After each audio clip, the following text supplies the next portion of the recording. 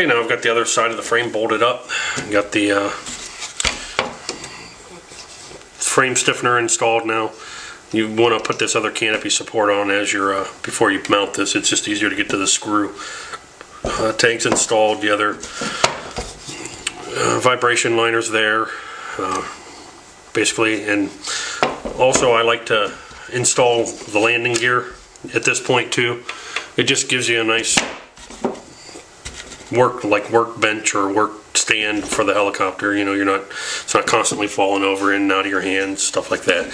And I just attach it with the two back pieces, and I allow this to slide because we're going to have to be able to move this to get to some of the screws and the bolts while we're installing the engine. So, you know, don't attach any of that stuff down, just kind of get it there temporarily. A couple of things I should have mentioned before, and hopefully we didn't get you on this one. You don't want to Loctite any of these screws across the bottom here. We're going to have to take this bottom frame piece off again. So don't do that. Don't forget to put this little screw here on top of this bearing block. Make sure you go ahead and Loctite that in as well. And also with the bottom bearing block, there is a right way and a wrong way to put it in. If you look at it, one side is flush, the bearing is flush with the surface, and on the other side it's recessed.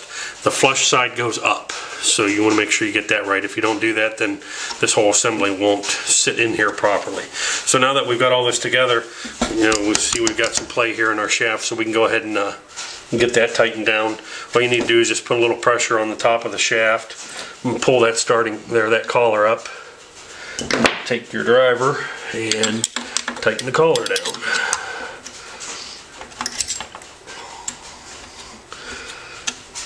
And get it tight down. And you just want to make sure that there's no up and down play in the main shaft, and make sure everything's spinning nice and free like it is there, and we're good to go. So now the next thing that we're going to move on to is we're going to build up the clutch and bell assembly.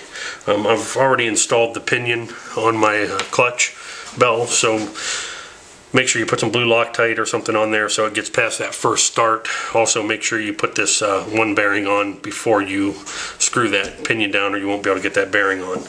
Then you know, just stack it all out. You might want to get the start shaft, get it up through there to hold this other bearing in place while we bring the two sides together. Get everything lined up there.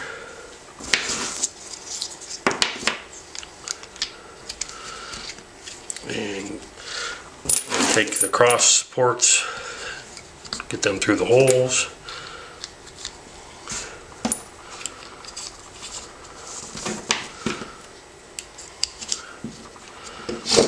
And then the next thing we're going to do is put the starting coupler on there. And what you want to do is, you know, just kind of give a little bit of a pinch on it as you're tightening it down. Make sure you hit the flat spot. And then when you're done, make sure there's no up and down play, and make sure everything's spinning nice and free. So now that we've got that done, our next step is we're going to be putting the hub, clutch, and bell assembly into the helicopter. Alright, so our next step now, we want to put our built clutch and bell assembly into the helicopter. So we're going to take it, slide it up in here between the frames.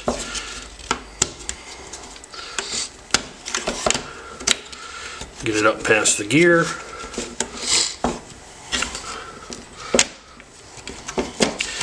Get it up in place. It'll rock up in there. If you need to, you might need to loosen some of these screws up a little bit, but most of the time you don't need to. And then go ahead and put the 4 screws in here, or the 8 screws on all 4 sides. Don't tighten them down. And when we'll come back, then we'll go about getting this mesh set for the gear. Okay, now I got the 4 screws in there, in the hub, clutch and bell hub here, and this is able to slide back and forth relatively easy now. So what I do to set, now this is the point where I set this mesh. This gear is pretty thick, and so is the pinion, so it gives you a nice surface that if you apply a nice even pressure to it, you're going to get it pretty squared up. So it's what I like to do is mesh this here at this point, and then when I install the engine, I line the engine up to this already set in place assembly, and then get everything spinning nice and free. So what I do is I take a piece of paper, I cut a strip of it, I already put it in here just so I didn't have to fight it on camera, and get it between that gear and the pinion. Then I'll take my thumb here and I'll apply some pressure. I'll push the pressure back on here and get that pushed in so it's nice and tight up against there. Now you may need to check your gear for a high spot. I spun mine around and mine was pretty true, so I didn't have to mark the high spot. Sometimes you might need to mark the high spot, and if you have one, make sure you're doing this mesh at that high spot. Now when we go to tighten this down, what we want to do is, these spacers are a little short. You can do one of two things. You can either tighten it down in this pattern that I'm going to show you, or you can install some little 3mm washers in there to take up that space. I just find this way is easier so I don't have to mess around with the washers and stuff like that. But what I do is, to tighten this down, on one side I will do the back, top, front, bottom. Then when I go, then I'll leave these two loose, come to the other side, then I'll do the front, top, and the back, bottom. And then that gets it in place. Then I'll pull the paper out, check the mesh, make sure it's okay, and then I'll finish tightening down the other screws, kind of in the same, same pattern across there. I still don't Loctite them at this point, just in case I need to do some little fine adjustments once I get the engine installed. Sometimes it might just need a little tweak here or there, but this gets your mesh real close, and most of the time you don't have to do it. So I would still wait to Loctite those in. I wouldn't do that until you get the engine up in place. So I'm going to go ahead and do that. Remember, apply some pressure here so you get a nice tight fit with pressure on that paper with the main gear, and then go ahead and tighten them down in that pattern, or if you've put the washers in, you don't need to worry about it. Alright, I've got the hub all tightened down now, so you want to make sure it's all spinning nice and free, and as you can see it is. Check your backlash, lock down that clutch bell with your thumb or something, and see what kind of backlash you got there. You want just a little bit, not much. I've run them tight, I've run them with backlash. Sometimes after you get some flights on it, you might want to come back and check this because it may seat in a little bit, so you may need to adjust it a little bit. When you pull your paper out, you'll know you have a good mesh if you got a real nice crinkled up piece of paper. It should be some pretty tight crinkles going through there. So make sure that you got a good nice mesh at this point, and after this we really shouldn't have to change it.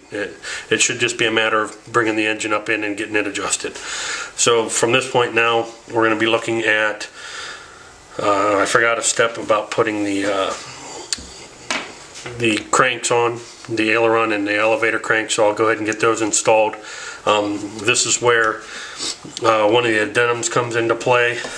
There's some washers in there, little brass washers that they tell you to install between the bottom bearing or the top bearing and the spacer, or something like, between one of the bearings and the spacer.